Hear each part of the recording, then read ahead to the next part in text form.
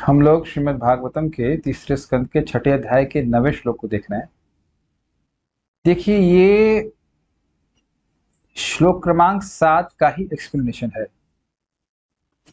7 में देखा था आपने, स वै विश्वसृजाम गर्भो देव कर्मात्म शक्तिमान विभाजात्मनात्मानम एकदा दशधा त्रिधा। स वै विश्व सदाम गर्भो, जो विश्व की सृष्टि करने वाले महतत्ववादी हैं, उनके द्वारा निर्मित जो गर्भ अर्थात विराट पुरुष था, वही देव शक्ति, कर्म शक्ति और आत्मशक्तिमान युक्त था, आत्मशक्ति से युक्त था। और वह विभाजा, अपने को विभाजित कर लिया, आत्मना स्वयं से, आत्मानम स्वयं को, एकधा मतलब हृदय में, क्या शब्द था, कौन शब्द था, ज्ञान शक्ति द्वारा चैतन्य स्वरूप जीव के रूप में अपने को विस्तारित किया था। और एक शब्द था जो मैंने गलत कल व्याख्या करी थी, बिल्कुल गलत व्याख्या की, तो ठीक, हाँ, हृदय अवच्छिन्न चैतन्य के रूप में। ये एकदम गलत मैं समझा दिया था, मैं अवच्छिन्न का अर्थ प्रच्छन्न के रूप में ले लिया था, गलत हो गया, एकदम गलत हो गया, ध्यान से सुन लीजिए। अविच्छिन्न मीन्स जिसको छिन्न नहीं किया जा सके। तो जीवात्मा को क्या काटा जा सकता है? नहीं। जीवात्मा कहाँ रहता है? हृदय में। तो हृदय में अवस्थित उस जीव के रूप में अपने आप को विस्तारित करता है जिसे काटा नहीं जा सके। ये है हृदय अवच्छिन्न का अर्थ। मैं उसको आच्छन्न के अर्थ में ले लिया था, गलत हो गया था कल से। क्या आप लोग समझ पा रहे हैं? कल मैंने समझाया था कि वह जीव जो कि सूक्ष्म शरीर से आवृत है उसके रूप में विस्तारित करता है, ये अर्थ नहीं है। भाई, जीवात्मा सूक्ष्म शरीर के द्वारा आवृत है वो तो ठीक है, लेकिन उस रूप में विस्तारित नहीं किया जा रहा है। हर शरीर में एक क्षेत्रज्ञ है, आप हैं, मैं हूं, हम अपने शरीर के बारे में जानते हैं। बैग नीचे रखिए, बम बम लग गया है इसमें। तो हृदय अवच्छिन्न चैतन्य मतलब वह चैतन्य, वह जीवात्मा जिसको काटा नहीं जा सके। Is it clear? कल के श्लोक में वो प्रभु जी आप तो वहां ये बोले थे, वहां मैं गलत बोल गया था। अविच्छिन्न को मैं आच्छन्न के रूप में ले लिया था, जो आच्छादित हो, वह गलत अर्थ है। कि आज के श्लोक से पढ़ा तुमने कहा, नहीं तो बहुत बड़ी गलती हुई। तो जो देव शक्ति थी यानी ज्ञान शक्ति, वह सभी के हृदयों में अणु चैतन्य के रूप में विस्तारित है। Is it okay? आप लोग अपने शरीर के बारे में जानते हो, आपके पास जो ज्ञान शक्ति है उसका विस्तार आपके शरीर तक है। क्षेत्रज्ञ, गीता में सुनते हैं ना, क्षेत्रज्ञ। आपके, मेरा शरीर की कष्ट है वो आप नहीं जानते। तो वो जो जीवात्मा है जो इस शरीर के कष्ट को जान रही है, उसी को यहाँ पे हृदय अवच्छिन्न चैतन्य के रूप में। अवच्छिन्न मतलब जिसको काटा नहीं जा सकता। सुना आपने गीता में ना, इसको क्या कह सकते, तलवार काट नहीं सकती, अग्नि जला नहीं सकती, अछेद्योयम, हाँ, अछेद्योयम अदाह्योयम अक्लेद्य शोष एवच इत्यादि। तो जिस जीवात्मा को काटा नहीं जा सकता, उस चैतन्य ज्ञान शक्ति से युक्त जीवात्मा के रूप में ये देव शक्ति विस्तारित होती है हर एक के हृदय में। इस प्रकार से ये क्लियर हो गया? यहाँ मिस्टेक थी मेरी। कर्म शक्ति मतलब क्रिया शक्ति, और वह क्रिया शक्ति थी प्राण के रूप में। और आत्म शक्ति मतलब आत्माभिमान शक्ति, तो आध्यात्मिक, अधिदैविक और आदिभौतिक के रूप में विस्तारित। तो उसी का वर्णन, उसी का विस्तार से यहाँ पे वर्णन हो रहा है। तो उसको हम लोग देखेंगे। मेरे पीछे बोल पाएंगे लगता है आपको? पीछे बोलिएगा। साध्यात्मः सादिदैवश्च सादिभूत इति त्रिधा। साध्यात्मा सादिदैवश्च सादिभूत इति त्रिधा।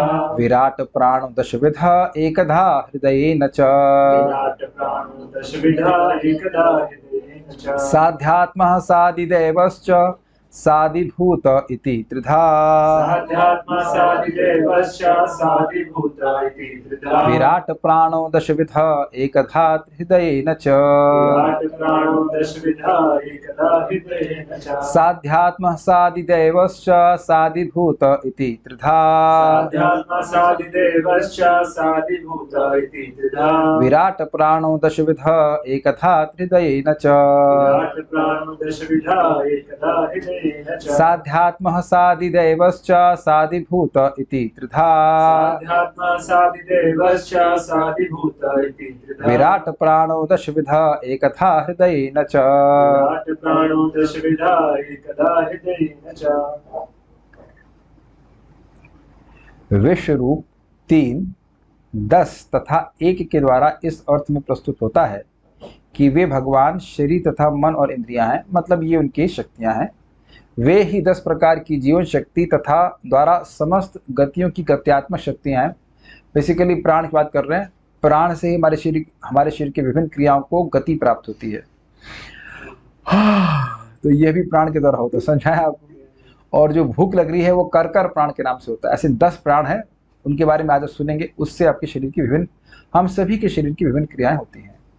और वही एक हृदय है जहां जीवन शक्ति सृजित होती है, अर्थात जीवात्मा रहती है।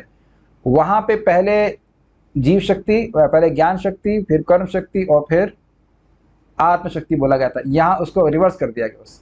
पहले आत्मशक्ति का विभाजन बोला गया, फिर कर्म शक्ति, फिर क्रिया शक्ति और फिर उसके बाद जीव शक्ति के बारे में या ज्ञान शक्ति के बारे में, देव शक्ति के बारे में बोल रहा हूं। एषः विराट साध्यात्म, एष शब्द सप्लाई किया गया है।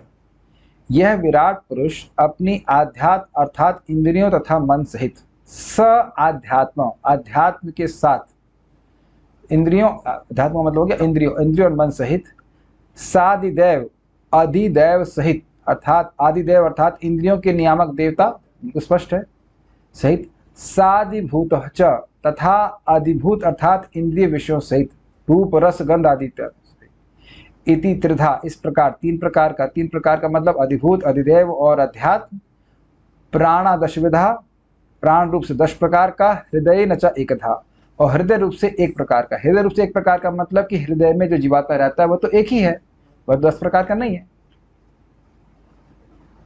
आप अकेले हैं कि नहीं? हाँ, वैसे ही बोल रहा हूँ, मैं अकेला हूँ, आप अकेले हैं, हम सब लोग अकेले अकेले रह रहे हैं इस सेल में। एक ही सेल में सारे, एक सेल में सारे नहीं रह रहे, एक सेल में एक रह रहा है शरीर के।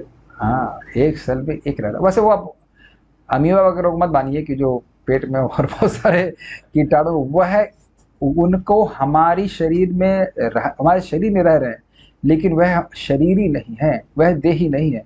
उनके पास हमारे शरीर की ज्ञान शक्ति नहीं है। वो हमारा मान लीजिए हमारे पेट में जो कीड़े हैं वो हमें काट रहे हैं, तो उनको तो वो अपने को नहीं काट रहे हैं ना। तो अपने शरीर का सुख दुख का अनुभव करने वाला तो मैं ही हूं ना। इट्स क्वाइट स्ट्राइकिंग कि हम सब लोग अकेले हैं। लगता है सब साथ में है, लेकिन एक्चुअली इस सेल में, सेल समझते ना, प्रेजेंट सेल में, इस देह में मैं अकेला ही। आप भी ऐसे ही हैं।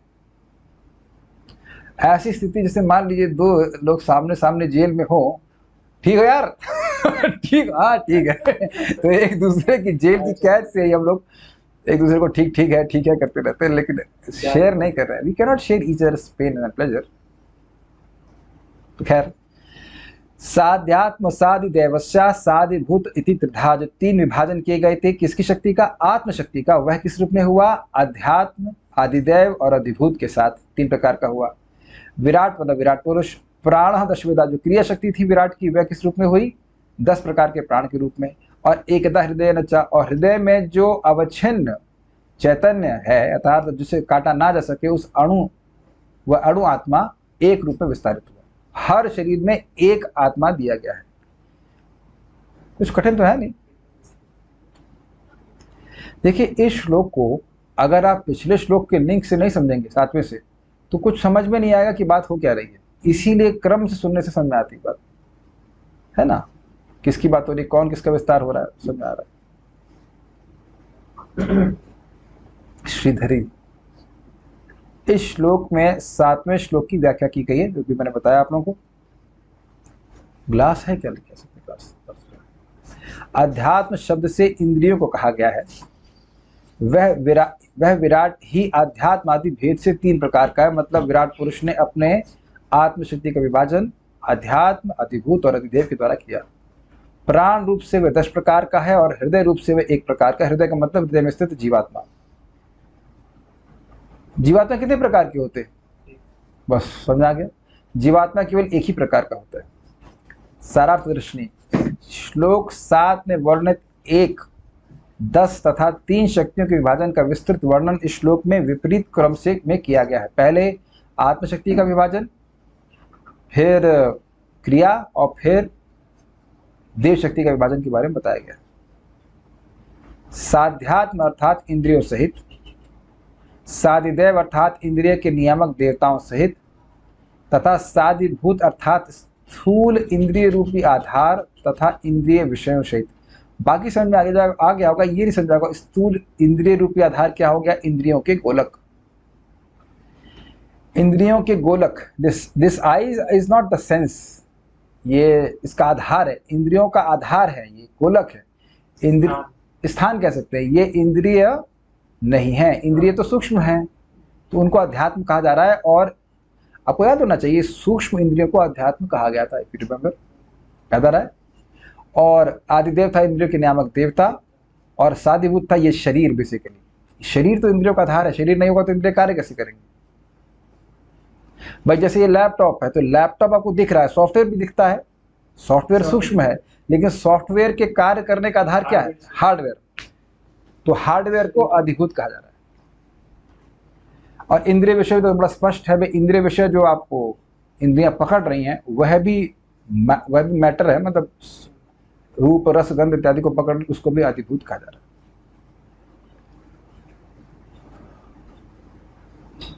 ठीक,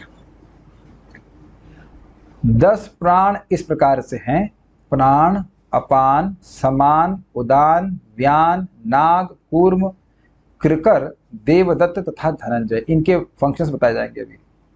प्रथम अर्थात प्राण अग्रसर होकर नासिका में स्थित होता है, ये जो बाहर आता हुआ दिखता है आपको प्राण, इसीलिए प्राणायाम कहते हैं, प्राणों को कंट्रोल करना। अपान नीचे की ओर बढ़ता है, मतलब और गुदा में स्थित होता है ना, गुदा द्वार से जो बाहर निकलता है उसे अपान वायु भी कहते हैं।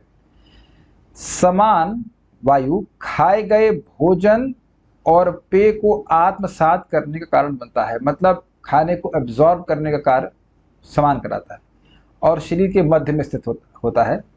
उदान ऊपर की ओर उठता है और कंठ में स्थित होता है, जबकि व्यान प्रत्येक स्थान में विचरण करता है, पूरे शरीर में व्याप्त रहता है एवं संपूर्ण शरीर में स्थित होता है। आगे 5 देखिए, नाग निष्कासन का कारण बनता है, अर्थात मल त्याग का, एवं कूर्म नेत्रों को खोलता है। करकर क्षुधा का हेतु है। छोटा सा बात कहूंगा, हमारे मित्र जो आयुर्वेद में तेज हैं, तो मुझे बार बार कहते थे कि आपकी वायु बहुत बड़ी है, इसलिए आपको झूठी भूख लगती है, और बड़ी अद्भुत भूख लगती थी कि खूब सारा खा लूंगा, फिर एकदम से भूख समाप्त हो जाती थी, और इतनी तेज भूख लगती थी कि इस वक्त मतलब कुछ नहीं कर सकता था। वो झूठी भूख थी। मैं उससे बोला कि जब मेरा लेवल डाउन है तो भूख क्यों लग रही है, कह रहे वो झूठी भूख है। तो मैं समझ नहीं पाया था इसका मतलब। आज उसे भागवत से प्रमाण मिल गया, उनको भेजा, मैंने कहा देखिए सही कह रहे थे आप, सही तो कह रहे थे, कहाँ है, और इसी श्लोक में है, कर शुद्धा का हेतु है। लेकिन ऑब्वियसली ऐसा नहीं कि मतलब मेरे केस में तो ये एक्सेस होगा, लेकिन अदरवाइज भूख लगती है तो वायु के कारण लगती है। तो अगली बार आप प्रभुपाद बड़ा अच्छा कहते हैं, आत्मा को तो खाने की जरूरत ही नहीं है, वो तो ये सब प्राण वायु के कारण ऐसा हो रहा है। लेकिन जब भूख लगती है तो ये बात याद नहीं रहती है। लेकिन is the identification with our prana, कि ये जो प्राणों के कारण भूख लग रही है मुझको लग रही है, व्यक्ति परेशान हो जाता है। लेकिन बात यहाँ पे है, देवदत्त जमाई का हेतु है। ओ अच्छा, जमाई के लिए मैंने गलत बोल दिया था शायद ना, पिछले वाले में जमाई लगा दिया था मैंने, रुकिए, जमाई कहाँ बोल दिया था मैंने, ये कंठ में स्थित होता है, सॉरी, उदान कंठ में स्थित होता है, ऐसे जमाई नहीं आती, जमाई आती है देवदत्त से। देवदत्त जमाई का हेतु है, तथा धनंजय पोषण का कार्य बनता है, ये सब है, और यही चीज प्रभुपाद समझाएंगे। तथा एक हृदय ना, अर्थात अविच्छिन्न चैतन्य जीव को इंगित करता है। मैं फिर समझा रहा हूं, उसका मतलब क्या है। इसका मतलब है जिस चैतन्य जीव को काटा ना जा सके, आत्मा को काटा नहीं जा सकता, तो जो बेसिकली हुआ क्या, जो टोटल जीव थे उन सबकी चेतना शक्ति थी, ज्ञान शक्ति, उसको एक साथ में लेकर के आगे बढ़ा था महतत्व, और फिर वही महतत्व विभिन्न जीवों को, तुम इधर जाओ, तुम इधर जाओ, तुम इधर जाओ, ऐसे करके। इसे बहुत सिंपल सोचिए, 1 2 3 4 5 6 7 8 9 10 9 जीव यहाँ बैठे, मतलब मोटे मोटे लोग। हम अब एक साथ एक समूह में बैठे कि नहीं। अब जैसे ही ये क्लास समाप्त होगी तो सब भगेंगे अपने आप अपने कोच में चले जाएंगे, अपने रूम में चले जाएंगे, अपने रूम में चले जाएंगे, आप ऐसे सब लोग अपने अपने रूम में चले जाएंगे। Is it not? तो ऐसा तो नहीं कि आपकी सृष्टि हो रही है, आप खाली डिस्ट्रीब्यूट हो जा रहे हैं। I think this is clear. तो उसी प्रकार से कभी यह नहीं सोचना चाहिए कि जीवात्मा की सृष्टि हो रही है, वो सब साथ में थे, फिर कलयुग का प्रभाव है, झगड़ा कर लिए, महत्व तो भी झगड़ा कर लिए, नहीं नहीं हमको कुत्ता बनना, अच्छा कुत्ता जा, कुत्ता बन, कोई कुत्ता बन गया, कोई एनिमल बन गया, कुछ व्हाटएवर, जो भी बायोलॉजी के शब्द हमको याद नहीं आ रहे हैं, लेकिन ऐसे समझते ना कुछ, एक यूनिसेलुलर और मल्टीसेलुलर अलग अलग प्रकार के सबको अपने कर्म और देव के प्रावधान से शरीर प्राप्त हो गए। आई थिंक आप समझ में आ गया सबको बात कैसे हो रही है। जीवों की सृष्टि नहीं हो रही है, लेकिन एक ही ना बोल रहे हैं, हृदय ना एक से बोल रहे हैं कि हृदय में जो जीवात्मा रहता है वो एक ही है, वो दो तीन प्रकार का नहीं होता। ये क्लियर हो गया?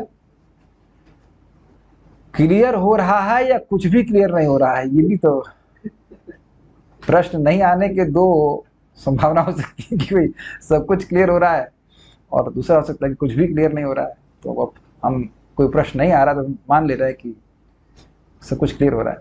तात्पर्य बहुत इजी होगा। तात्पर्य भगवद गीता 7.4-5 में कहा गया है कि 8 तत्व हैं, पृथ्वी, जल, अग्नि, वायु, आकाश, मन, बुद्धि तथा मिथ्याहंकार। भगवान की कनिष्ठा शक्ति के उत्पाद है, जबकि कनिष्ठा शक्ति का उपभोग करते दिखाई पड़ने वाले जीव मूलतः श्रेष्ठ शक्ति से अर्थात भगवान की अंतरंगा शक्ति से संबंधित हैं।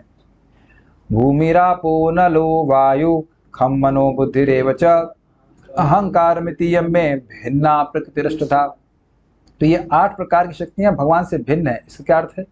इनमें ज्ञान शक्ति नहीं है। प्रभुपाद बहुत सुंदर बात कहते हैं, देखो कार कितनी भी बड़ी हो, जब तक उसको कोई जीवात्मा चलाएगा नहीं वो वहीं खड़ी रहेगी। अग्रीड? लेकिन एक चींटी कितनी छोटी है, उसके सामने हाथ रखी तो स्ट्रगल करना शुरू करेगी, इधर से जाऊं उधर से जाऊं उधर से जाऊं उधर से जाऊं। तो यानी कि क्रियान्वित करने वाली शक्ति आत्मा है, ये समझना चाहिए। आप कहेंगे ये तो कोई नई बात आप नहीं बता रहे हैं। बिल्कुल नई बात बता रहा हूं आपको। क्यों नई बात बता रहे हैं? क्योंकि हम पदार्थ के नुकसान को तो देखते हैं लेकिन आत्मा के नुकसान को नहीं देखते, है कि नहीं? जबकि आत्मा से ही वह क्षेत्र कोई भी स्थान महत्वपूर्ण होता है। जैसे प्रभुपाद कहते हैं बॉम्बे बहुत महत्वपूर्ण क्षेत्र है, शहर है। क्यों? क्योंकि वहां लोग रहते हैं। अगर लोग ही ना रहें तो चाहे न्यूयॉर्क हो चाहे कुछ भी, उसका कोई महत्व नहीं। Very very important. और स्पष्ट है कि अब उसके बाद अगला श्लोक क्या था? अपरे मतस्पन्याम प्रकृति विद्धि में पराम जीवभूत महाबाहो ये दम धारिते जगत। इस शक्ति से अपरा, अपरे इतस्पन्याम प्रकृति विद्धि में परा, इस अपरा शक्ति से परा एक शक्ति है जीव शक्ति, जीवभूत महाबाहो ये दम धारिते जगत, जो इस जगत को धारण कर रही। जैसे मैं इस रूम को उपयोग कर रहा हूं, हम सब लोग मिलकर इस रूम को उपयोग कर रहे हैं। जैसे फैक्ट्री को चलाते हैं वो इंसान चलाते हैं, जीवात्मा चलाती है। ये बात समझना होगा, ठीक है? तो ये बात है। भक्त पूछ रहे कनिष्ठ शब्द का क्या अर्थ है? देखिए कनिष्ठ मतलब लोअर, अवर, अपरा और परा के अर्थ में लीजिएगा।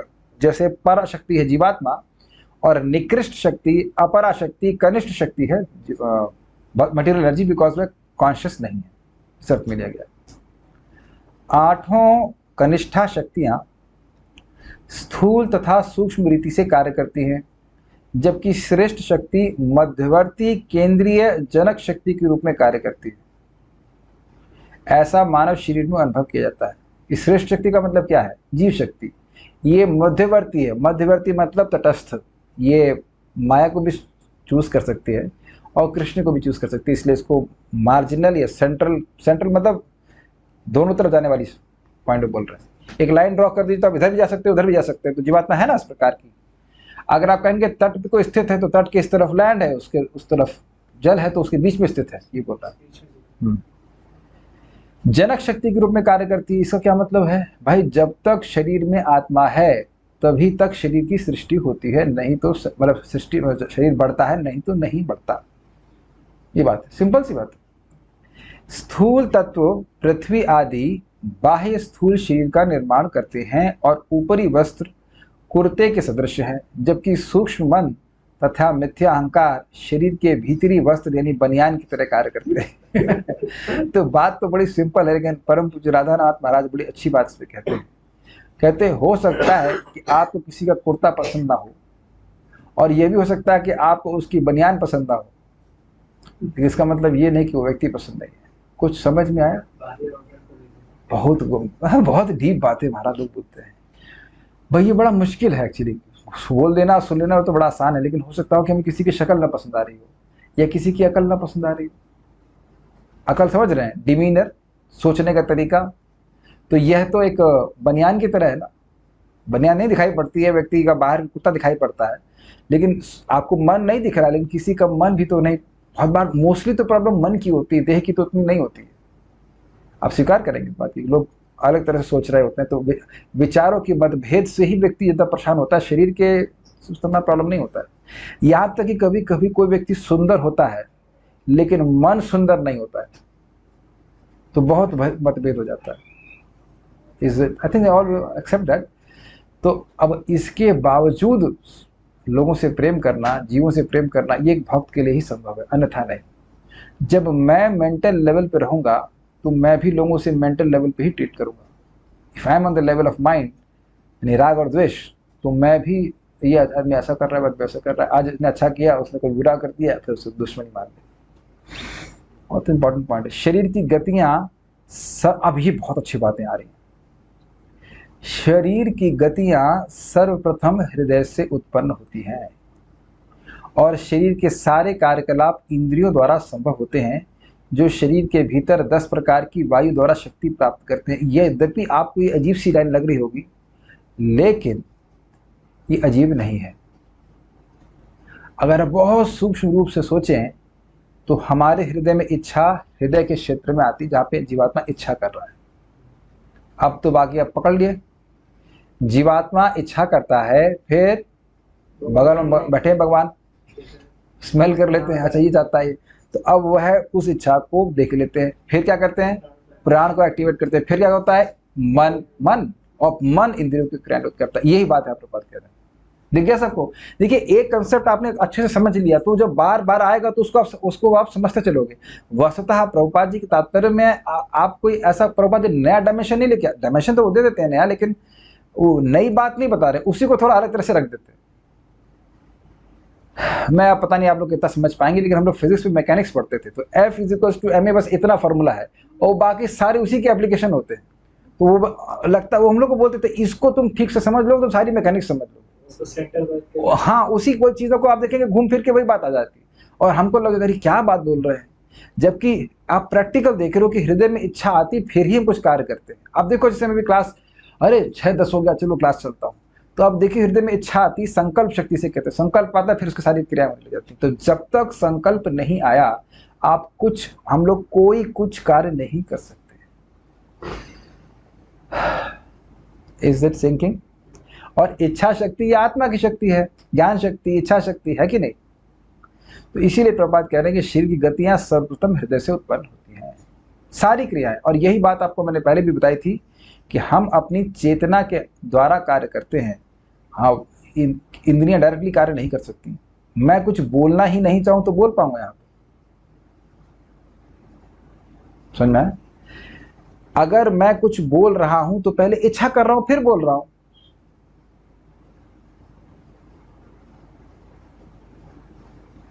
एक वक्त समझ नहीं पा रहे हैं, कह रहे हैं कि श्रेष्ठ शक्ति मध्यवर्ती केंद्रीय जनक शक्ति के रूप में कार्य करती है। इसको अगर हिंदी नहीं समझ में आ रही तो इंग्लिश दिखा सकते हैं, इंग्लिश में क्या लिखा हुआ है, इंग्लिश से थोड़ा और क्लियर हो जाता है।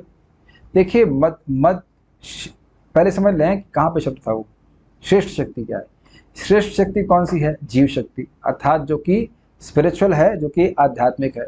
मध्यवर्ती क्या है? मध्यवर्ती मतलब वह है, इंग्लिश में क्या लिखते हैं प्रॉपर, मेरे को दीजिए, नहीं चल रहा फोन, उसको मत हिलाना। हाँ,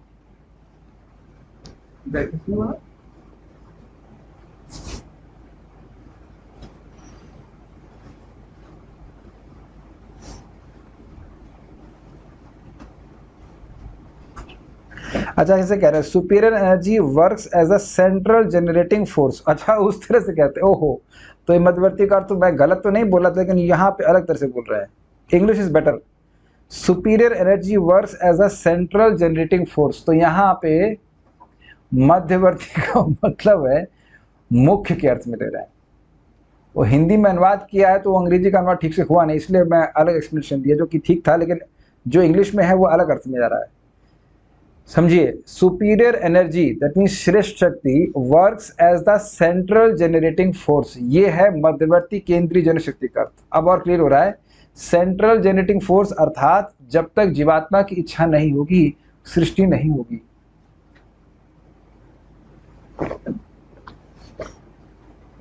जैसे आप मोटे कैसे होते हैं? घी खा के। ऋणम गत्वा घृतम पिबेत, अब घी खाने की इच्छा नहीं होगी तो क्या घी अपने आप मुंह में चला जाएगा? तो वजन बढ़ेगा तो उसका कारण क्या है? मैं घी खाऊंगा तब।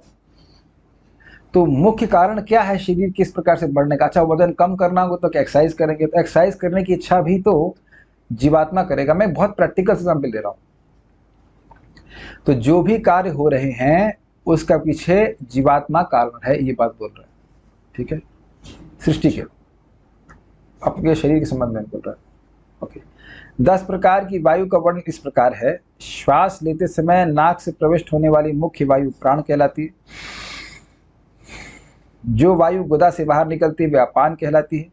जो वायु उदर के भीतर भोजन को ठीक करती है और जो कभी कभी अंधकार के रूप में आया करती है समान कहलाती है। नहीं, ये ड्रामा नहीं था, अपने आप आया। जो वायु गले से होकर जाती है और जिसके रुकने से दम घुटता है वह उदान वायु कहलाती है।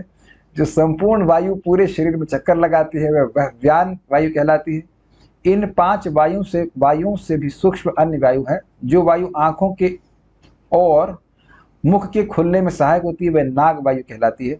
जो वायु भूख को बढ़ाती है कृकर वायु कहलाती है। जो वायु संकुचन में सहायक होती है वह कूर्म वायु कहलाती है। संकुचन का मैं कुछ समझ नहीं रहा हूँ, या तो ऐसा कुछ होगा। This also contraction, I have no idea about this. जो वायु अंगड़ाई लेते समय मुख को फैलाकर विश्राम दिलाती है वह देवदत्त कहलाती है। और जो वायु संपोषण में सहायक बनती है वह धनंजय वायु कहलाती है। क्लियर मतलब जितना समझ क्लियर हो रहा है उसमें और देख व्याख्या की जरूरत नहीं। ये सारी वायु हृदय के मध्य से उत्पन्न होती है। हृदय केवल एक है अर्थात वो जीवात्मा है, उसकी इच्छाओं को ही क्रियान्वित करती है ये प्राणवायु।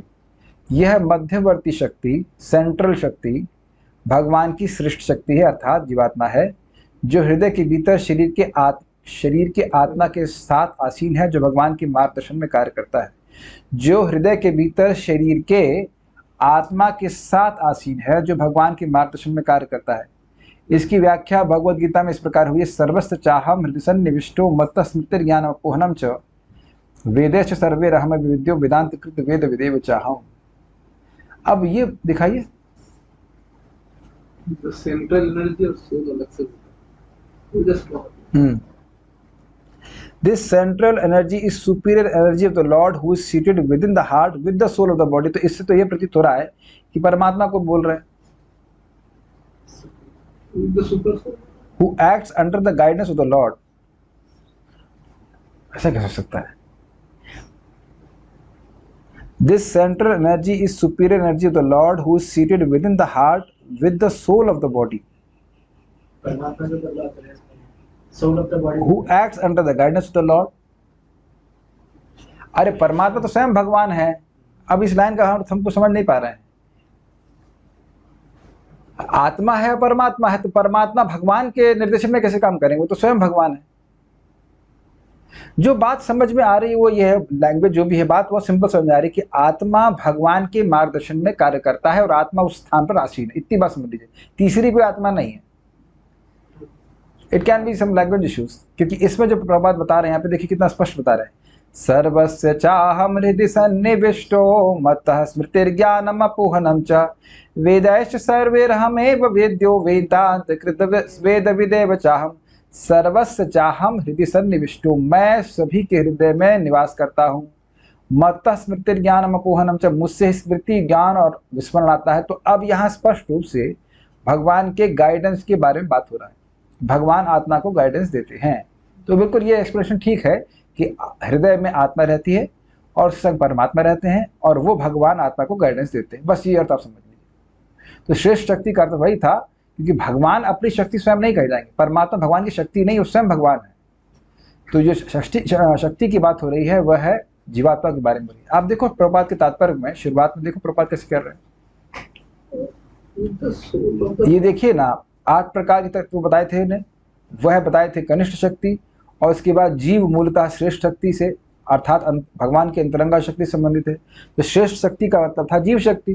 तो यहाँ पे श्रेष्ठ शक्ति मतलब परमात्मा कैसे हो सकता है? वो नहीं हो सकता है। वो लैंग्वेज कुछ जैसे रखी गई हो, लेकिन स्पष्ट यहाँ पे अर्थ है कि आत्मा जो है वह श्रेष्ठ शक्ति है और उसको भगवान से गाइडेंस प्राप्त हो रही है।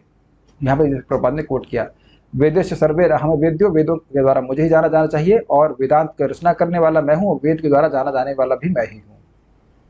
संपूर्ण मध्यवर्ती शक्ति भगवान द्वारा हृदय से उत्पन्न की जाती है, जो वहीं पर स्थित होते हैं और स्मरण करने तथा विस्मरण करने में बद्ध जीव की सहायता करते हैं। That means all central energy comes from Lord, that's not a problem.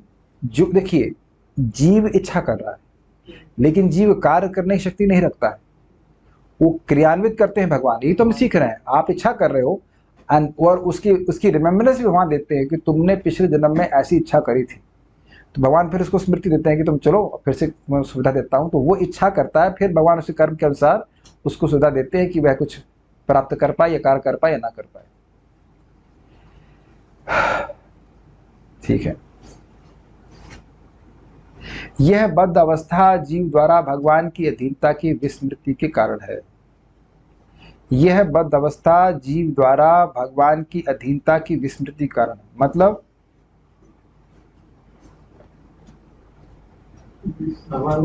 भगवान को भूलने के कारण ही हम इस बद्ध अवस्था में हैं। अच्छा, क्या बद्ध अवस्था है? मुझे खाना खाना पड़ेगा, नहीं तो मैं मर जाऊंगा। आहार, निद्रा, भय और मैथुन, ये कंडीशंस हम इतना अपने इन पर इम्पोज कर लेते हैं कि इसके बिना हम जी ही कैसे सकते हैं। अब आई ना बंधन, है ना बंधन। क्या हम सोच सकते हैं कि हम 10 दिन नहीं खाएंगे? मैं कह भी नहीं रहा हूँ करने के लिए, लेकिन मैं बोल रहा हूँ, या 2 दिन नहीं सोएंगे। आत्मा की कोई जरूरत नहीं है सब, लेकिन शरीर की जो आवश्यकता है वो एक बंधन की तरह आरोपित किया गया है, बहुत भारी है। ठीक है, ओके।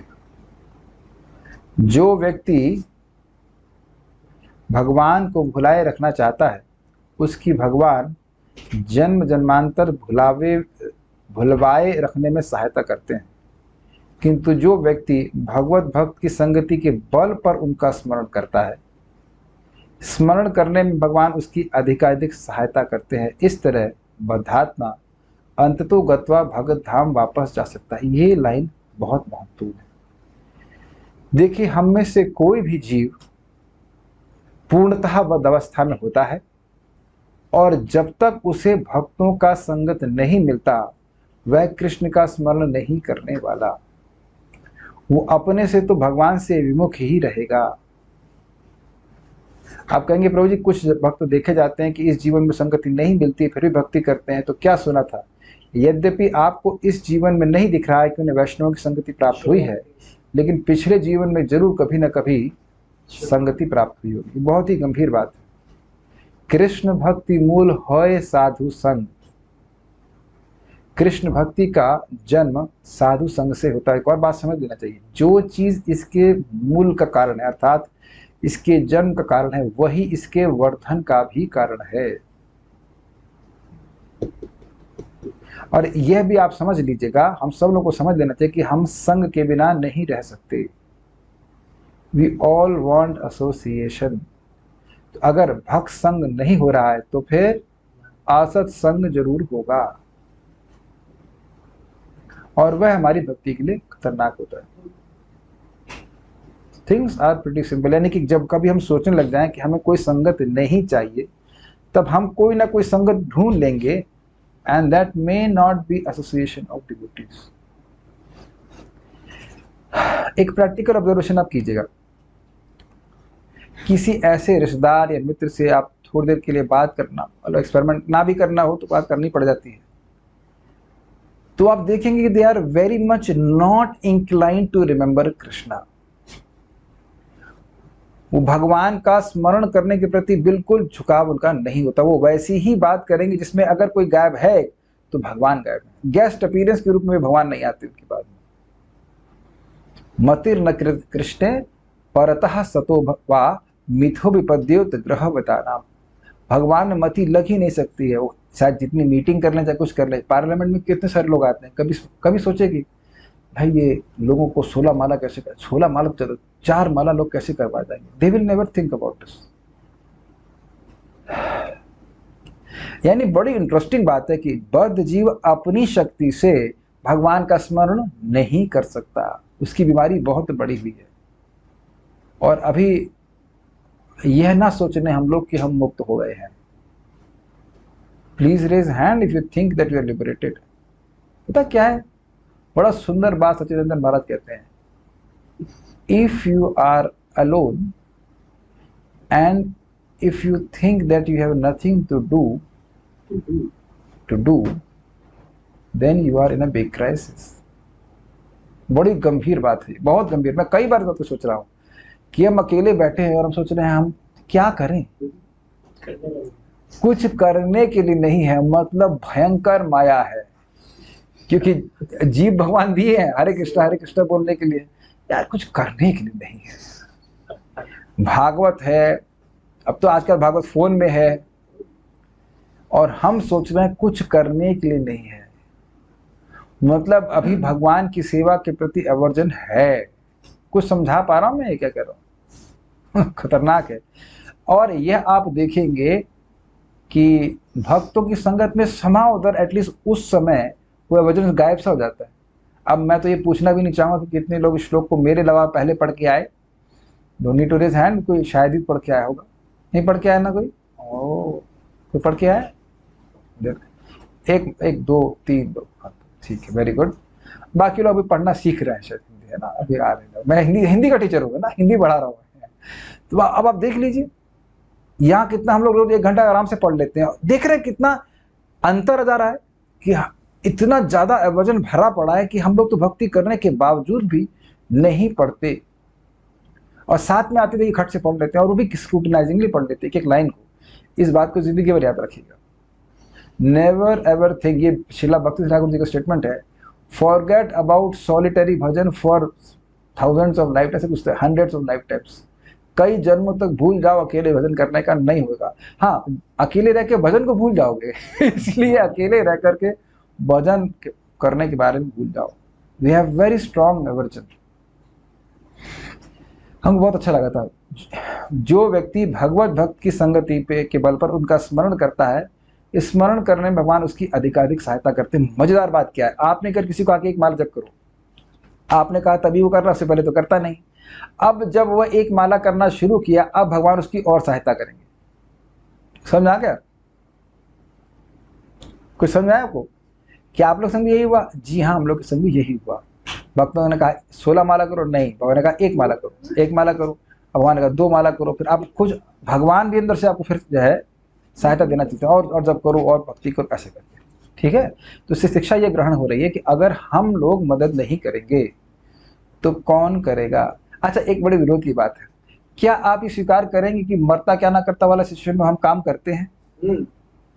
जैसे अभी हम घर, उनका स्वास्थ्य ठीक नहीं तो गए हुए, तो हम घर की सफाई करना ज़्यादा अच्छा लगता है। अब घर की सफाई हो चाहे कुकिंग हो, चाहे कौन आएगा, कोई फरिश्ता तो आएगा नहीं, आर्च एंजल्स तो आएंगे नहीं, कौन आएगा?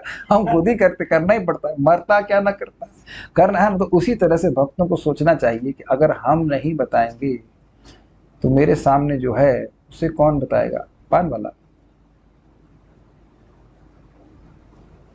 Think about that. आप संकोच में कहीं पता नहीं स्वीकार करेगा कि नहीं करेगा, तो अरे तो गोली मार देगा, गिव इट अ ट्राई। और अगर वह एक माला भी करने के लिए इच्छुक हो गया तो भगवान उसकी और अधिक अधिक सहायता करेंगे। हमको बहुत अच्छा लगा, अभी हम शैली शुक्ला माता जी घर में गए थे, तो उनके भाई से मिले, उनका नाम बड़ा अच्छा है, प्रशांत नाम। तो 1 माला कर रहे थे, हम शायद 1 साल पहले मिले थे। तो वो खुद ही बोले कि वो 6 बजे उठ रहे थे और बोले मैं सोच रहा था कि मैं पहले भी उठ सकता हूँ, and I can do something more. अब मैंने कहा हाँ, you can chant more, and he agreed. I don't know whether he will do it more और not, maybe she will do, but मैं ये प्रैक्टिकल देख रहा हूँ कि जब कोई व्यक्ति जाप करने लगता है तो भगवान बड़े एक्टिव हो जाते हैं, धीरे धीरे करके उसको और प्रेरित करते हैं, देखो तुम और भक्ति कर सकते हो, तुम और भक्ति कर सकते हो। यह बहुत बढ़िया, बहुत बड़ी जीत है भगवान की कि कोई व्यक्ति नाम जप करने लगा। This is Krishna's personal victory, Prabhupada कहते हैं। Whenever a living entity accepts Krishna consciousness, Krishna considers it his personal victory. जब भी कोई जीव कृष्ण भावना को स्वीकार करा है, स्वीकार परफेक्ट नहीं हुआ, केवल स्वीकार किया है, तो भगवान उसको अपनी व्यक्तिगत विजय मानते हैं। एक बहुत बहुत महत्वपूर्ण एडवाइस आप सबको दे रहा हूं, किसी को भी आप भक्ति में लाते हैं तो आप एनकरेज कीजिए, लेकिन भाला मत भोंकिए पीछे से। Does that make sense? अरे तुम 8 ही माला कर रहे हो, तुम 5 ही माला कर रहे हो, हाँ तुम्हारा कुछ नहीं हो सकता है, ये है। और ये नहीं तो कुछ लोग तुम 64 माला नहीं कर रहे, तुम्हारा कुछ नहीं हो सकता है, व्हाटएवर। ऐसा नहीं होता है, वो आ गया है धीरे धीरे करके, वो है उसको प्रेयर, उसको गिव हिम अफेक्शन एंड समझाइए, धीरे धीरे करके सब ठीक हो जाता है। इसीलिए प्रपात कह रहे स्मरण करने में भगवान उसकी अधिकाधिक सहायता करते हैं। एक बात समझिए ना, मान लीजिए 10 रस्सियां बंधी हुई, तो मैं हाथ कम हिला सकता हूँ, तब एक रस्सी कटेगी तो थोड़ा और अधिक हिलाऊंगा, फिर दूसरी वो भी कट गई तो और मतलब हाथ हिला पाऊंगा। तो लोग बहुत ज्यादा अविद्या से ग्रसित हैं, वो एकदम से बहुत भजन नहीं कर सकते, बट रेगुलरली भजन करते रहे तो भगवान उनकी और अधिक अधिक मदद करते जाएंगे, उनको और एनकरेज करते जाएंगे। ये बात है, इस तरह से टीचिंग की जानी चाहिए। चलिए आगे पढ़ते हैं। भगवान द्वारा दी जाने वाली इस दिव्य सहायता की विधि का वर्णन भगवद गीता में इस प्रकार हुआ। बहुत सुंदर श्लोक है। तेषां सतत युक्तानां भजतां प्रीति पूर्वकं ददामि बुद्धि योगम तम ये न मामुपयान्ति ते। जो भक्त लगातार भगवान की सेवा में लगे रहते हैं, सप्ताह युक्ता नाम नहीं लिखा है कि एक सप्ताह कथा सुने उसके बाद अब बाकी कथा जो है माया की चल रही, नहीं, लगातार नियमित रूप से भजन करते हैं और प्रीतिपूर्वक भजन करते हैं। There is no agenda behind it. Prabhupada बड़ी सुंदर बात कहते हैं opportunist cannot get an opportunity for bhakti. सुनाई पड़ा? An opportunist cannot get an opportunity for bhakti. I mean Prabhupada खाली थोड़ा अलग से बोले, मैं उसको पैराफ्रेज कर रहा हूँ कि जो व्यक्ति सोच रहा है कि गुरु जी के द्वारा हम मैनेजर बन जाए, हमें कुछ अमेरिका का वो मिल जाए, ये मिल जाए, वो मिल जाए, स्वर्ग मिल जाए, वह व्यक्ति भक्ति नहीं प्राप्त कर पाएगा। He will not get an opportunity to serve Krishna selflessly. He will be cheated by himself. और आप देखेंगे कि अगर सही बात बताई जाएगी तो जो लोग ईमानदारी से भक्ति करना चाहते हैं वही टिकेंगे, बाकी चले जाएंगे। मनुष्य नाम सहस्रशु कश्चित यतित सिद्ध है। तो लोग सोच रहे यार यहाँ तो हमको पैसा नहीं मिलेगा या कोई पोजीशन नहीं मिलेगी, तब यहाँ क्या करना है? हमारे क्या कुछ काम का है नहीं, तो यहाँ जय जयकार करने से भी क्या मिलेगा? So that's the whole point. प्रीति पूर्वकम विद अफेक्शन। हमारा तो कोई अफेक्शन है नहीं। जब निष्काम भावना से कोई व्यक्ति भजन कर रहा है तो उसका बेसिस प्रीति ही है। प्रीति प्राप्त करने के लिए जो भजन किया जाता है वह भी प्रीति पूर्वक ही है। आप थोड़ा समझिए मेरी बात। कई बार मैंने समझाया है कि वृंदावन में आपको घूमेंगे तो ऐसे खड़े हो जाइए आप, और रिक्शा वाला एकदम ऐसा लगेगा आपका संबंधी है, कहाँ जाना, बड़ा सा चिंता नहीं हो रही है, उसको पैसा चाहिए। तो उसका भी बड़ी उत्कंठा है आपकी सेवा करने के लिए, वो सेवा को बेच रहा है। और भगवान के जो सच्चे भक्त हैं उनका हृदय कितना भी अशुद्ध है, लेकिन इतनी बात समझ में आ गई कि उन्हें हृदय को शुद्ध करने के लिए भजन कर रहे हैं। A devotee is known by his aspiration। तो यही बात हम बोले, प्रीति मतलब प्रीति को लक्ष्य करके जो भजन हो रहा है वो भी एक अर्थ है। ददामि बुद्धि योगम तम ये न मामुपयान्ति ते। उन लोगों को भगवान बुद्धि योग देते हैं। ये जगत अच्छा नहीं है। You are not happy here. You are not happy, and by none of your arrangements you can become happy। अब प्रश्न यह होगा कि हम कैसे जाने कि भगवान हमको बुद्धि योग दे रहे हैं। अगर भोगों में हेयत्व कि भाई ये कुछ इसमें दम नहीं है, इन भोगों में कोई दम नहीं है, यह आपको हृदय में भगवान प्रकट करने लगे, तो आप समझिए कि बुद्धि योग मिल रहा है।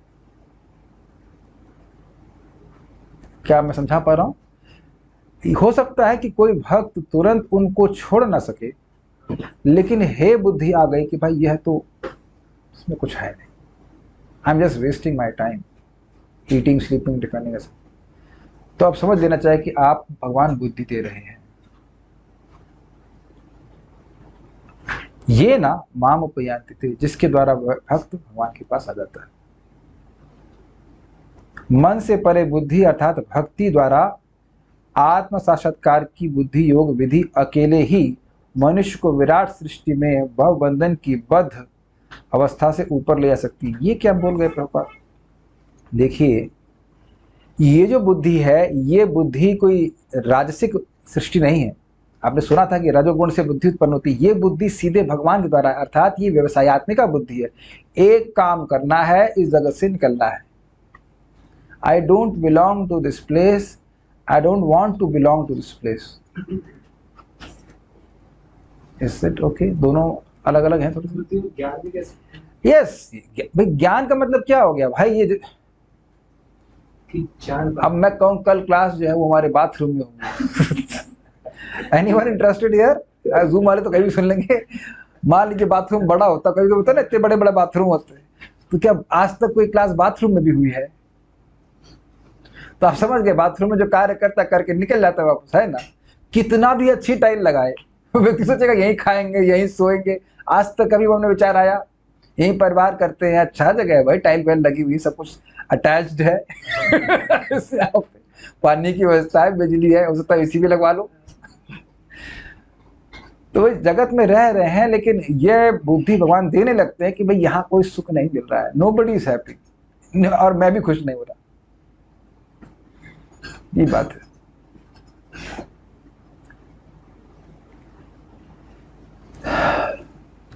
देखिए, व्यक्ति भोग कर ही क्यों रहा है? वो सोच रहा है इसको पा करके मैं सुखी हो जाऊंगा। अगर भगवान ने इस पूरे रूट डिजीज को घुमा दिया, नहीं इसको प्राप्त करके मैं सुखी नहीं हो सकता, बस खत्म, भोग बंद हो जाएगा, उसी दिन से भोग बंद हो जाएगा। Once we get that intelligence, इससे मैं सुखी नहीं हो रहा, इससे मुझे सुख नहीं मिलेगा, दिस ये कड़वा है, तब आप उसको नहीं ग्रहण करें। बात आ रही तो मैं बोल दे रहा हूं कि जिसको सर्प दस्ता है उसे कड़वी चीजें मीठी लगती हैं और मीठी चीजें कड़वी लगती हैं। लेकिन जैसे जैसे जहर उतरता है वैसे वैसे कड़वी चीजें कड़वी लगने लगती हैं। पता नहीं किसी कारणवश हमारे फ्रिज में कुछ नीम के पत्ते रखे। बेटा कुछ चाहोगे नीम के पत्ते? आप उस समय हमारा मैंने क्या गलती कर दी? आज तो मैंने क्लास में डिस्टर्ब नहीं किया, मुझे नीम के पत्ते क्यों खिलाए जाएंगे? तो आप देख सकते हैं कि नीम के पत्ते में किसी को कोई इंटरेस्ट नहीं होगा।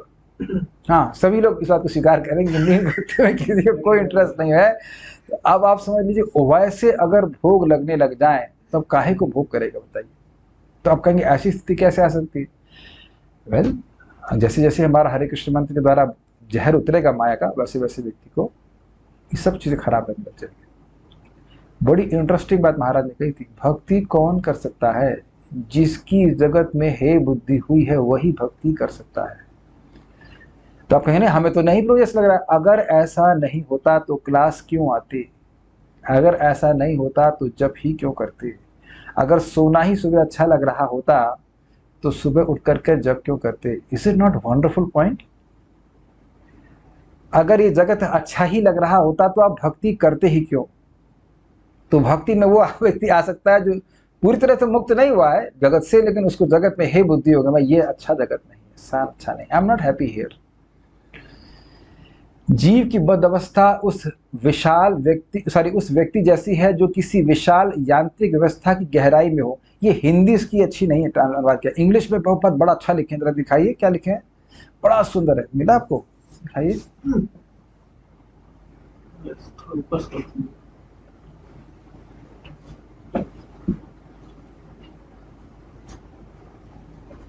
The conditioned state of the living entity is like that of a person who is within the depths of a huge mechanical arrangement। मतलब बहुत बड़ा कोई पावर प्लांट है, उसके नीचे दबा हुआ कोई पेंच है, उस तरह से प्रेशर में है बहुत जी। मानसिक चिंतक अनेक अनेक जन्मों के चिंतन के बाद ही बुद्धि योग के बिंदु तक पहुंच सकते हैं, किंतु बुद्धिमान व्यक्ति जो मन के ऊपर बुद्धि स्तर से प्रारंभ करता है आत्म साक्षात्कार में तीव्र प्रगति करता है। इसका क्या मतलब है? बहुनाम जन्मनाम अंते ज्ञानवान माम प्रपद्यते वासुदेवः सर्वमिति स महात्मा सुदुर्लभ। तो बहुत जन्मों तक ज्ञान का अभ्यास करके कौन भगवान है कौन नहीं, अच्छा भगवान वासुदेव भगवान, अच्छा ठीक इनकी शरण लेते हैं। और जो भक्त इतना समझ गया कि वह मूर्ख है, मैं मूर्ख हूँ, प्रभुपाद पूर्ववर्ती आचार्य बुद्धिमान है, वह कह रहे हैं कृष्ण भगवान है, और उसी समय से वह कृष्ण की सेवा शुरू कर देता, तो वो कह रहे हैं कि वह बहुत तीव्रता से प्रगति करता है, ये बात कह रहे हैं। क्योंकि बुद्धि योग में किसी समय भी ह्रास या पीछे जाने का किसी प्रकार से भय नहीं रहता, अतएव आत्म साक्षात्कार के लिए यह विश्वसनीय मार्ग है, जिसकी पुष्टि भगवद गीता 2:40 में होती है। क्या है श्लोक? नेहा भी क्रमनाशस्ति प्रत्यवायो न विद्यते स्वल्पमस्य अपि धर्मस्य त्रायते महत्व। अभी बड़ी सुंदर बात है। देखिए, एक बार किसी के दिमाग में बात सेट हो गई कि कृष्ण भगवान हैं और मुझे उनकी सेवा करनी है, सेट हो गई, मैं बोल रहा हूँ सेट, अब वह हिलने वाली नहीं। आप में से कितने लोग इस बात को स्वीकार करेंगे? I think everyone. इतनी बात हमारे कितना हो अनर्थ हो, चाहे कुछ गलती हो चाहे कुछ हो, इतनी बात दिमाग में सेट हो गई है कि कृष्ण ही भगवान है। मान लो कोई झगड़ा करे, कहे कि पानी में डुबो दूंगा, तब भी आप कहेंगे कृष्ण ही भगवान है, कृष्ण ही भगवान है, करते करते नीचे मत, है ना। कभी सपना आया आपको, सपने में भी नहीं सोचेंगे कि कृष्ण भगवान नहीं है। This is there. देखिए, हर दिन हम लोग जो जब कर रहे हैं उससे बड़ी तीव्रता से हम भगवान की ओर और आगे बढ़ते चले जा रहे हैं और पीछे नहीं जा रहे हैं। कई बार समझाया कोई कर्व इस प्रकार का होता है, ऐसा को दिखना पड़ेगा, ऐसा ऐसा कर्व होता है, समझ रहे हैं? मतलब यद्यपि लग रहा है एक पॉइंट पे कि आप नीचे जा रहे हो, लेकिन नीचे जो नहीं जा रहे हैं, भक्ति करते जा रहे हैं तो ऊपर ही जाते जा रहे हो। वो एक पॉइंट पे लगे कि हम नीचे जा, वो थोड़ा ऊपर नीचे हो रहा है, अनर्थ निवृत्ति में होता है, वो सबके संग होता है, सबके संग होता है। जो भी अनर्थ निवृत्ति उसे क्रॉस कर रहा है तो उसको होगा ही। ऐसा नहीं कि आप बस सारी इंद्रियां एक बार में सहमित कर लेंगे, कभी इंद्रियों को आप सहमित कर लेंगे, कभी इंद्रियां आपको सहमित कर लेंगे, लेकिन धीरे धीरे संघर्ष को करता करता व्यक्ति आगे बढ़ जाता है, भक्ति में प्रगति करता है। बहुत अच्छी बात है। यानी जो एक बार इस भक्ति के पथ पे आएगा तो वह भगवान के पास जाएगा, ये बात है। लेकिन अगर स्थिरता से ऐसा करना चाहते हैं तो आपको भागवतम रोज पढ़नी सुननी चाहिए। ये अपने आप आपके हृदय में एक सहज विश्वास को स्थिर कर देगी कि भक्ति करनी है। अभी कुछ प्रश्नों का उत्तर मैं एंड में दूंगा, इसको पहले पढ़ लेते हैं। मानसिक चिंतक एक ही वृक्ष पर बैठे दो पक्षियों को श्वेताश्वेतर उपनिषद आत्मा तथा परमात्मा के रूप में नहीं समझ पाते। व्यष्टि आत्मा तो वृक्ष का फल खाता है, किंतु दूसरा पक्षी फल ना खाकर फल खा रहे पक्षी के कार्यकलापों का अवलोकन करता रहता है। यह साक्षी पक्षी फल खा रहे पक्षी को सकाम कर्म करते रहने में पहुंचाता है। जो व्यक्ति आत्मा तथा परमात्मा या ईश्वर और जीव के इस अंतर को नहीं समझ सकता, वह अभी विराट यंत्र के पास में है। अतएव उसे उस समय की प्रतीक्षा करनी होगी जब वह इस बंधन से छूट सकेगा। क्या कहते हैं? देखिए, शास्त्र कहता है कि हृदय का जीवात्मा और परमात्मा कैसे हैं? दो पक्षियों के रूप में है जो कि एक डाल पर स्थित है। तो परमात्मा देख रहा है कि वो दूसरा पक्षी क्या खा रहा है। तो अब ये क्या कहते हैं? दोनों पक्षी एक हैं, ऐसा नहीं है।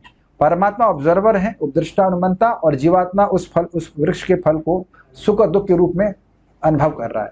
ये बात बोल रहे। तो जब कोई व्यक्ति भगवान को, जीवात्मा को एक मान लेगा तो शरण किसकी जाएंगे? प्रभुपाद बड़ी सुंदर बात कहते हैं कि आप अपने से प्रेम कर सकते हैं? नहीं, आप प्रेम किसी दूसरे व्यक्ति से करते हो। तो ये अपने पे ध्यान करने के चक्कर में व्यक्ति भगवान का जो प्रेम है वह उससे वंचित रह जाएगा, क्योंकि उसने भगवान को स्वयं बना दिया। वो अपने आप को ही भगवान मान के बैठा है ना, तो भगवत प्रेम कैसे मिलेगा? You can love another person, don't love yourself. इतनी इंटरेस्टिंग बात है ना। तो ये गलती नहीं करनी चाहिए। जब तक व्यक्ति कृष्ण के सेवक के रूप में अपने को नहीं स्वीकार करेगा, वह पद ही रहेगा। ये बात प्रभुपाद ने समझाई। अब कुछ भक्तों के प्रश्न लेके मैं रुकता हूँ। जब कोई कुछ प्रॉब्लम या कुछ भी होता है, भगवद गीता के अकॉर्डिंग सब दिखता है, वो निकाल मुझसे किसी मैटर पे लोगों से पता नहीं क्या बोलना समझ आया।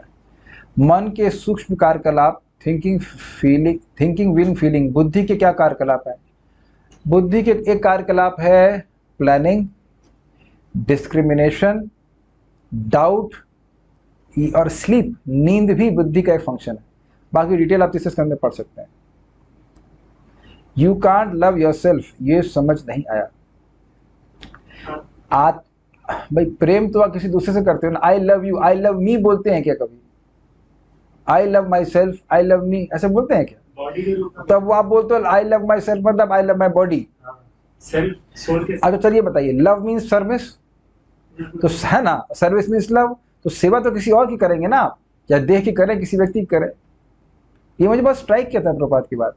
For love you have to have an object of love, simple. तो जब ये भगवान को गायब करके खुद ही भगवान बन जाते हैं तो ये इसीलिए कहना चाहते हैं कि हम खुद अपने आप से प्रेम करेंगे तो प्रेम नहीं मिल पाएगा। और क्या है, और तो खास कोई प्रश्न और नहीं आ रहा है। बुद्धि जो दे रहे हैं भगवान, लोगों श्री से कैसे छुपाएं, उन लोगों को नेगेटिव लगता है इसलिए, तो लगने दीजिए। देखिए मैंने एक चीज प्रयास करी अपने जीवन में कि लोगों के ओपिनियन की केयर नहीं करी, क्योंकि लोगों का ओपिनियन शास्त्र के आधार पर है। शास्त्र का ओपिनियन जरूर लिखना चाहिए। अगर कोई बात आपको व्यक्ति शास्त्र के अनुसार कह रहा है और हम मान लो गलत है, जैसे अभी देखिए हृदय अवच्छिन्न वाली बात थी चैतन्य, तो मैं गलत बोल गया उसको कल, तो आज मैंने सुधार कर लिया ना, नहीं तो गलत है, शास्त्र अनुसार नहीं। तस्मात् शास्त्रम प्रमाणंते कार्य कार्य वस्तुतौ, आप शास्त्र का प्रमाण लेकर के कार्य और अकार्य का निर्धारण कीजिए, करना चाहिए कि नहीं करना चाहिए। लोगों को तो यही नहीं पता कि वो हैं कौन, तो उनके ओपिनियन की क्या वैल्यू होगी। प्रभुपाद बड़ा सुंदर कहते हैं, जो लोग भगवान का भजन नहीं कर रहे उनके हाथ नहीं वो पैर हैं। क्वाइट इंटरेस्टिंग, उनके हाथ नहीं है उनके वो पैर हैं, इसी कारण से ना वो जप करते हैं, ना भगवान के लिए भोजन बनाते हैं, ना कुछ। जब पैर दिए हैं तो क्या कर सकते हैं, तो इसलिए बड़ा इंटरेस्टिंग।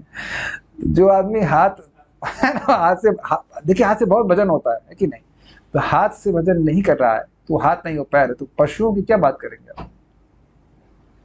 पशुओं का ओपिनियन क्या लेंगे बताइए। हम एक भक्त घर में गए थे तो उनके भयानक कुत्ते थे, तो भौंक रहे थे, तुम सॉरी लग रहा है ये मेरी धोती तिलक को देखकर गुस्सा हो रहा है, मैं जीन्स पैंट पहन के आता हूँ। अच्छा था ना, होता है। जानवरों की क्या वैल्यू है बताइए। जीवात्मा मटेरियल हार्ट में रहता है या स्पिरिचुअल हार्ट में रहता है, क्योंकि मटेरियल हार्ट में तो ब्लड रहता है। ओहो अच्छा ये बताइए कि स्पिरिचुअल हार्ट में क्या रहता है। ये स्पिरिचुअल हार्ट आपने क्या सुन लिया, हृदय का स्थान बोला था, ये स्थान बोला जा रहा है, उसमें ऑब्वियसली प्राण है, सूक्ष्म शरीर है, वो सब रहता है, सुबह से ग्रहण करना चाहिए। प्रभु जी अनुतोत्व का मीनिंग हरे कृष्ण। अनुतोत्व हमने तो कुछ नहीं बोला, मैं स्पेलिंग समझ नहीं पाया आप लोग का। ठीक है, so will stop here now. तात्पर्य में आपने बोले कि ज्ञान शक्ति, क्रिया शक्ति और ज्ञान शक्ति, क्रिया शक्ति और आत्मशक्ति। हाँ, एक सीक्वेंस पर, और अभी इसमें क्रम को पलट दिया गया। पहले आत्मशक्ति का विभाजन बताया गया, फिर क्रिया शक्ति का, फिर ज्ञान शक्ति का विभाजन बताया गया। इस श्लोक में जस्ट खाली क्रम चेंज कर दिया। उस श्लोक में बताया था कि एकदा, दशधा और त्रिधा। ज्ञान शक्ति एक अपने जीवात्मा के रूप में विस्तारित करती है, क्रिया शक्ति 10 रूप से प्राण के रूप में विस्तारित करती है, और आत्मशक्ति 3 प्रकार से अधिभूत, अधिदैव और अध्यात्म के रूप विस्तारित करते हैं। यहाँ ने अधिभूत, अधिदैव और अध्यात्म को पहले रख दिया, बस इतनी बात बोल रहे, खाली क्रम चेंज कर दिया, बस और कुछ नहीं। So I hope things were little bit clear. Will stop now. Srimad Bhagavatam की जय, श्री प्रभुपाद की जय, निताई गौर प्रेमानंदे। हरे कृष्णा।